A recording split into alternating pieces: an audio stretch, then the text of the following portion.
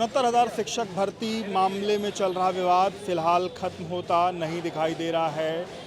पहले जो ओबीसी और एससी वर्ग के छात्र थे वो पिछले 3 दिनों से एससीईआरटी के सामने प्रदर्शन कर रहे हैं, तो वहीं आज जनरल के जो अभ्यर्थी हैं उन्होंने भी आज अपना प्रदर्शन शुरू कर दिया है। क्या आप अभी भी माता पिता बनने का सपना देख रहे हैं? अपोलो फर्टिलिटी के साथ अपने माता पिता बनने का सपना पूरा करें। मुफ्त परामर्श के लिए 9953-975-611 पर कॉल करें। इसी बीच जनरल वर्ग के एक अभ्यर्थी हमारे साथ है और उन्होंने कविता के माध्यम से जो अपनी पूरा जो एक तरीके से जो पीड़ा इन लोग के सामने है उसको अपनी कविता के माध्यम से उन्होंने बताया है। अपना शुभ नाम बताइएगा।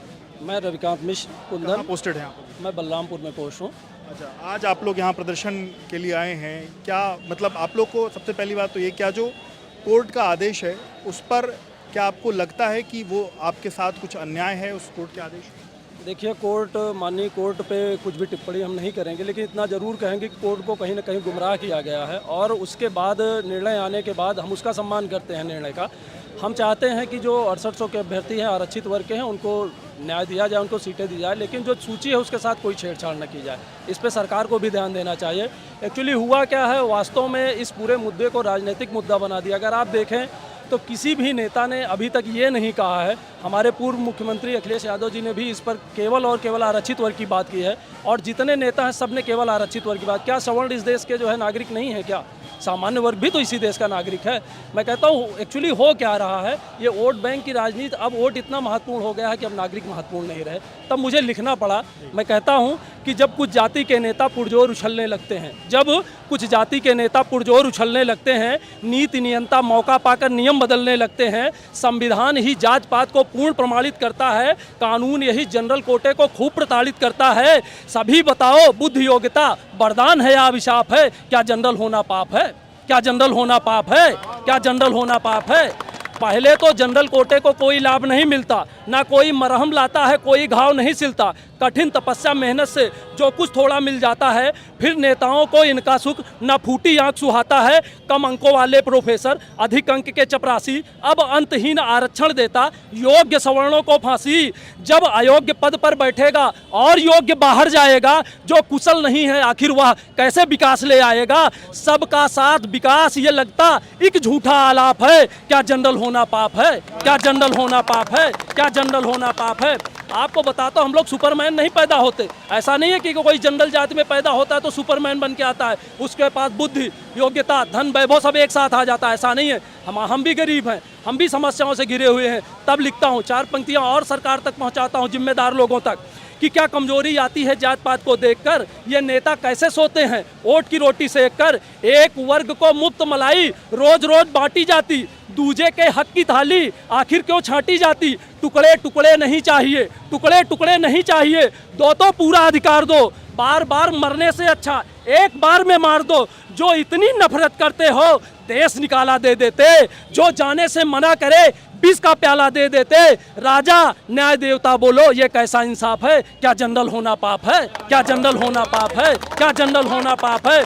विकसित भारत के रास्ते में अंतिम महत्वपूर्ण बताता हूँ, ये जो दोहरा और तेहरा और चौथा आरक्षण ले रहे हैं, कहता हूँ कि विकसित भारत के रास्ते में आरक्षण अभिशाप है। विकसित भारत के रास्ते में आरक्षण अभिशाप है। विश्व गुरु के देश में क्या जनरल होना पाप है?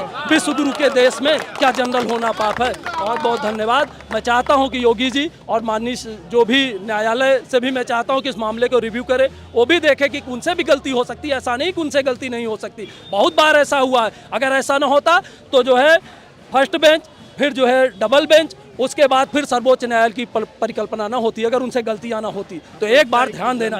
जनरल होने के नाते आप लोग के साथ ये अन्याय जी, बार बार ये कहा जाता है, जितने भी नेता हैं बार बार ये कहते हैं कि जो वर्ग ज़्यादा भीड़ इकट्ठा करता है, जो ज़्यादा संख्या में हो जाता है, तो वो सोचते हैं कि उनसे जो ज़्यादा वोट मिलेगा। आप देख रहे हैं, चाहे केशव प्रसाद मौर्य जी का कोई बात आए, चाहे जो है अनुप्रिया पटेल जी की कोई बात आए, चाहे योगी जी की कोई बात आए, तो योगी जी तो कह रहे हैं कि सबके साथ न्याय होगा। हम स्वीकार करते हैं योगी जी ने न्याय किया भी है, हमें उम्मीद भी केवल योगी जी से है कि वो न्याय करेंगे। हमें तो उम्मीद सबसे थी, लेकिन बहुत सारे नेताओं ने, मंत्रियों ने उम्मीद को तोड़ दिया है। तो हम चाहते हैं जब तक हमारी जो उम्मीद है, हमारी न्याय की मांग है, मानी नहीं जाती, तब तक हम ऐसे ही सड़क पर लड़ाई करते रहेंगे। बच्चों का भविष्य भी अधर में है, अधिकारियों को भी सोचना चाहिए, वो अभी तक कोई बात करने नहीं आया।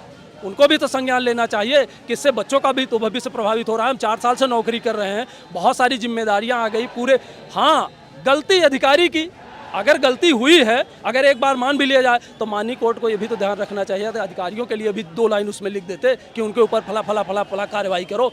अधिकारियों के लिए 1 लाइन आप नहीं लिख पा रहे हो, तो न्यायालय को भी ध्यान देना चाहिए। और केवल जो है सूची पे ही आप बात कर रहे हैं। अरे जो गलती कर रहा है, अगर अधिकारी गलती किए हैं तो सबसे दोषी कौन है? अधिकारी दोषी है ना। तो अधिकारियों पे आप एक बार कार्रवाई करते, उसके बाद कहीं बात आती। हम तो पूरी की पूरी जो व्यवस्था थी, विज्ञापन से निकलने से लेकर, परीक्षा पास होने से लेकर, काउंसलिंग कराने से लेकर, उसके बाद हमारे डॉक्यूमेंट चेक होने से लेकर, हमने सारी प्रक्रिया को हूबहू विज्ञापन के आधार पर पूर्ण किया है। हम चयनित होकर नंबर लेकर मेहनत करके आए हैं, तो आखिर अन्याय हमारे साथ क्यों?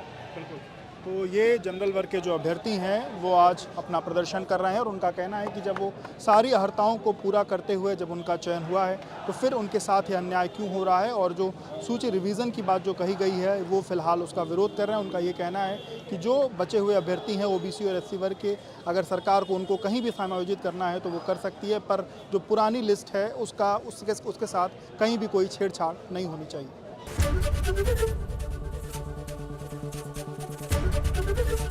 एबीपी गंगा, खबर आपकी, जुबान आपकी।